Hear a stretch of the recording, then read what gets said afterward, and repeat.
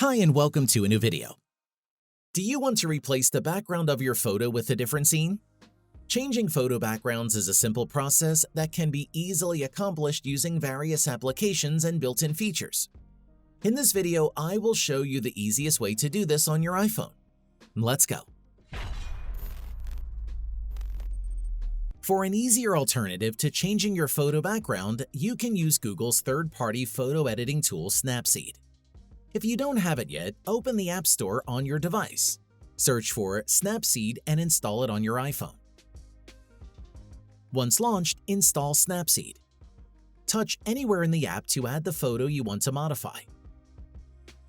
After adding the photo, navigate to the Tools tab and locate the Double Exposure tool.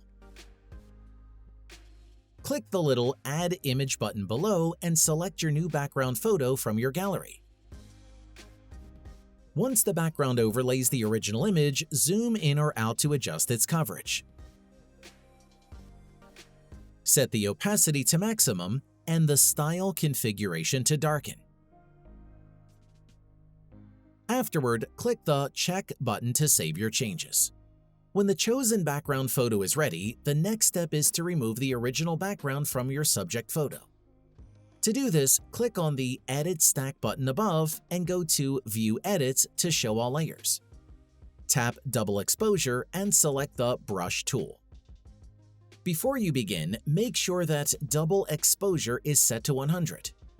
To make it easier to remove the background, zoom in or out of the photo to focus on a specific area. Then simply swipe to remove the original background. If you have accidentally swiped on the subject of your photo, click the down arrow below until the double exposure is set to 0. Then swipe on the subject to undo your changes. Adjust the double exposure back to 100 to resume the removal of the background. Repeat this process until the entire original background is erased.